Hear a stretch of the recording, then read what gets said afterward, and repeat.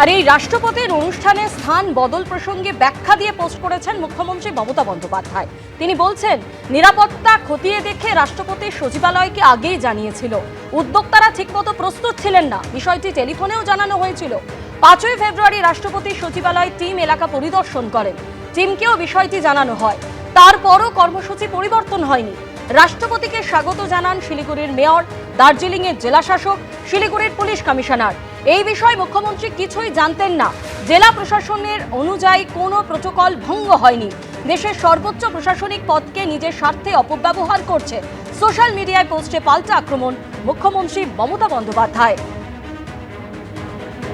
গতকালই এই পোস্ট করেন তিনি।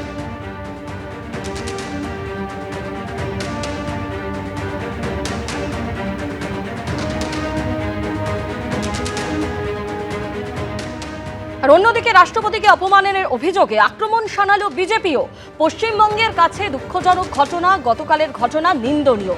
140 কোটি মানুষের রাষ্ট্রপতি আদিবাসীদের যোগ্য সম্মান দেয়নি রাজ্য সরকার।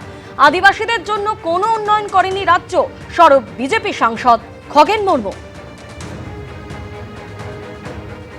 একজন রাষ্ট্রপতি আসছেন, মুখ্যমন্ত্রী নেই, কোনো মন্ত্রী নেই, তাকে বিভিন্ন জায়গাতে ঘুরে বেড়াতে হয়েছে। এটাকে কে প্রত্যাশা করেন? আমাদের পশ্চিমবাংলার আদিবাসী সমাজকে অপমান করা হয়েছে। এতটা অধিকার কে দিয়েছে? উনি তো বলেন বাংলার মেয়ের কথা, অনেক কথা বলেন এখানকার মুখ্যমন্ত্রী। আজকে বাংলার পার্শ্ববর্তী রাজ্যের মেয়ে, তাকে অপমান করা হয়েছে। এই লজ্জা কোথায় রাখা যায়? মাথা হেট করে দিয়েছে পশ্চিমবাংলার মানুষের। পশ্চিমবাংলার আদিবাসীদেরকে অপমান করেছে। নির্লজ্জ একজন মুখ্যমন্ত্রী। বিন্দু মাত্র তার প্রতি যে একটা সম্মান দেখানো, সেটাও দেখানো হলো না, অসম্মান করা হলো। পার্টির কোনো অনুষ্ঠানে তিনি যোগ দিতে আসেননি, আদিবাসীদের অনুষ্ঠান, তাকে 2-3 জায়গায় ঘুরে বেড়াতে হয়েছে। এগুলো কখনো মেনে নেওয়া যায়? শিলিগুড়িতে রাষ্ট্রপতির অনুষ্ঠানে জায়গা বদল, বার্তা কুণাল ঘোষের। মনে করিয়ে দিতে চাই, 2017 সালে আমি আপনার নাম রাষ্ট্রপতি হিসেবে প্রস্তাব দিয়েছিলাম। তখন বিজেপি আপনার নামকে গুরুত্ব দেয়নি। আমি আপনার জ্ঞান, জীবন সংগ্রাম ও অভিজ্ঞতার বিষয়ে জানি। গতকাল দুর্ভাগ্যজনকভাবে দেখলাম বিজেপির স্বার্থে আপনার চেয়ারকে ব্যবহার করতে। এটা রাষ্ট্রপতির চেয়ারের পক্ষে অবিচার।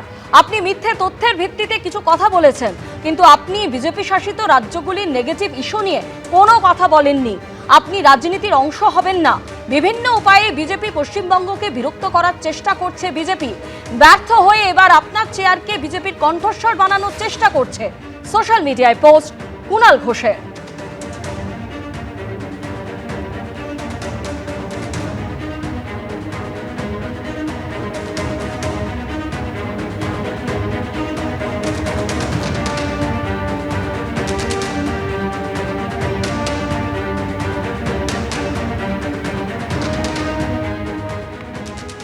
গতকাল অনুষ্ঠানে জায়গা বদল নিয়ে ক্ষুব্ধ হন, রাজ্যের ভূমিকায় ক্ষুব্ধ হন রাষ্ট্রপতি দ্রৌপদী মুর্মু।